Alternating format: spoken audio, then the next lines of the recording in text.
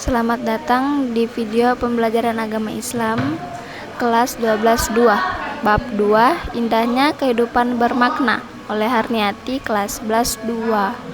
Hakikat iman.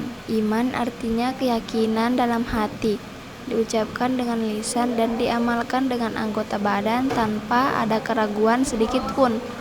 Iman dalam agama Islam artinya meyakini adanya wujud Allah Subhanahu wa Ta'ala, para malaikatnya, kitab-kitabnya, para rasulnya, hari kejadiannya, kiamat, serta pada dan qadar. Seorang tidak akan mengucapkan keamanan yang sempurna hingga ia melaksanakan dan mewujudkan keislaman dengan perbuatan nyata dengan cara sempurna. Karena itu, Allah Subhanahu wa Ta'ala menyebut iman dan amal soleh secara beriringan di dalam Al-Quran Al-Anfal ayat 2-4 berikut ini. Artinya, sesungguhnya orang-orang yang beriman itu adalah mereka yang jika disebut nama Allah, gemetarlah hati mereka, dan apabila dibacakan kepada mereka ayat-ayatnya, bertambahlah iman mereka karenanya, dan kepada Tuhanlah mereka bertakwakal, yaitu orang-orang yang mendirikan salat dan yang menafkahkan sebagian dari rizki yang kami berikan kepada mereka. Itulah orang-orang yang beriman dengan sebenar-benarnya.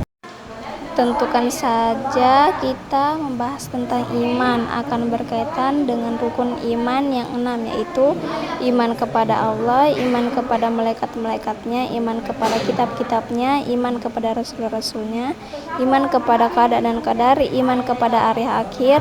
Iman manusia itu bersifat dinamis, yang artinya iman kita akan bertambah ketika kita selalu berada dalam amal kebaikan.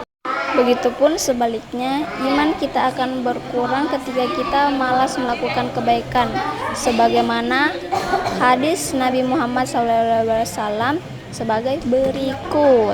Artinya, 3 perkara yang apabila terdapat dalam diri seseorang, maka ia akan merasakan manisnya iman, menjadikan Allah dan Rasulnya lebih dicintainya, melebihi dari selain keduanya, mencintai seseorang yang tidak dicintainya, melainkan karena Allah membenci dirinya kembali kepada kekufuran, sebagaimana bencinya ia kembali dilemparkan ke dalam api neraka. Iman memiliki 3 kriteria sifat, yaitu bersifat abstrak, tidak dapat diukur karena Allah Subhanahu wa Ta'ala yang mengetahui kadar keimanan seseorang. Bersifat fluktuatif, artinya naik turun, bertambah dan berkurang. Mempunyai tingkat, artinya setiap orang berbeda-beda tingkat keimanannya. Adapun hakikat Islam. Kata Islam secara bahasa etimologi berasal dari kata Islam, Yuslim, Islam, dengan arti yang sematik sebagai berikut. Yang pertama, tunduk dan patuh. Yang kedua, berserah diri. Yang ketiga, keselamatan. Keempat, kedamaian.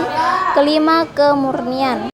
Sedangkan secara terminologi, Islam adalah agama yang diturunkan oleh Allah Subhanahu wa Ta'ala kepada Nabi Muhammad SAW dengan perantara malaikat Jibril untuk seluruh umat manusia untuk keselamatan di dunia dan akhirat, dengan melaksanakan semua perintahnya dan menjauhi larangannya.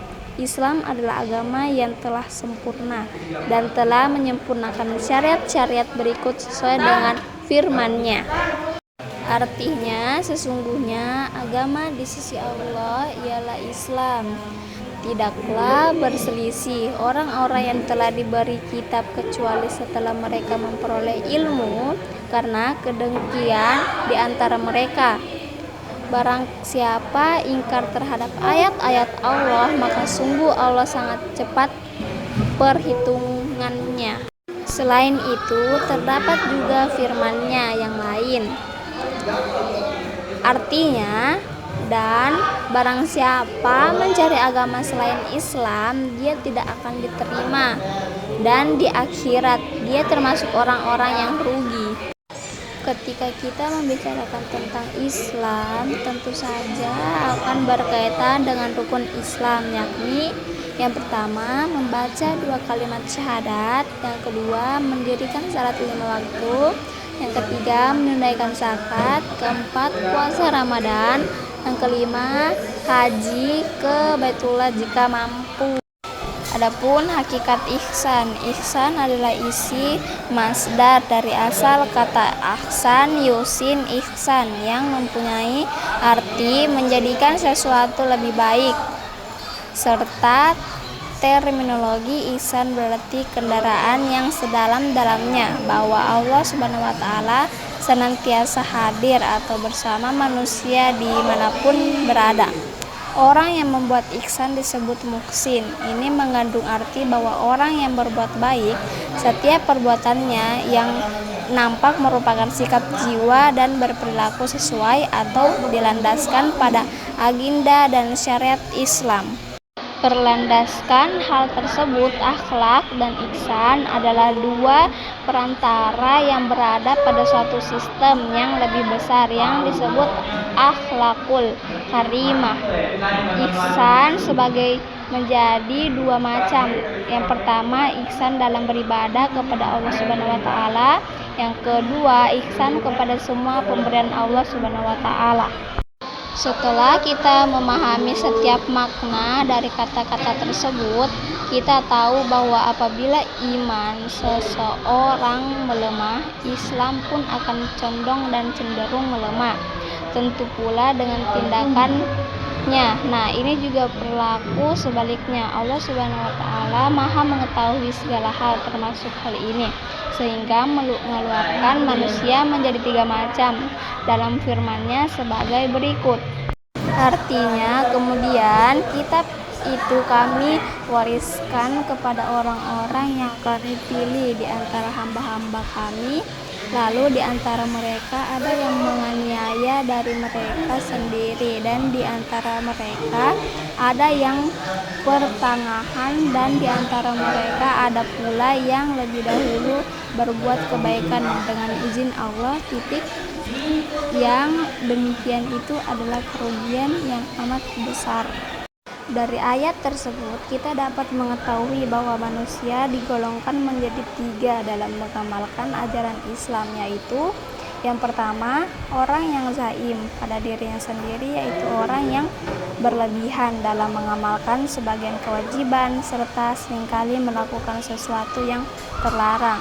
Yang kedua, orang yang tak berlebihan, yaitu orang yang melaksanakan kewajiban dan menjauhkan larangan, tetapi seringkali meninggalkan ibadah sunnah dan melakukan hal-hal yang dimakruhkan. Yang ketiga, orang yang selalu berlomba-lomba dalam kebaikan, yaitu orang yang menjalankan kewajiban juga yang disunnahkan serta menjauhi hal haram yang dimaksud serta meninggalkan sesuatu yang dihukumi mubah.